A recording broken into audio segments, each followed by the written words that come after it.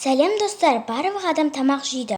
Біреуінің ақшасы күнделікті тағамдарға жетсе, басқалардың ақшасы да жетпей жатады. Алтын капкейктер біздің ақшамен 386.820.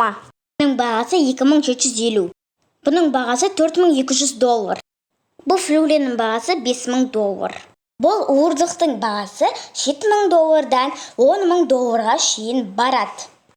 Бұл уылдырықтың аты алмас хот. Бұл қауынның бағасы $26.000. Бұл саңырауқұлақтың құлақтың бағасы $230.000. Бұл балмұздақтың бағасы $1.4 миллион. Егер сіздерге осы видео пайдалы болса, лайк басып, комментарий жазуды ұмытпаңыздар. Райна Kids каналына жазылуды ұмытпа. Бұл видеоны өз достарыңа жіберуді ұмытпа. Менің каналыма тіркелсең, менің видеоларымды қалдырмай көре аласың. Мен көрсеткен тағамдарды бір рет болсын жеп көретін бедіңдер. Менше сау болыңдар, сенімен болған Райна Kids. Всем пока-пока!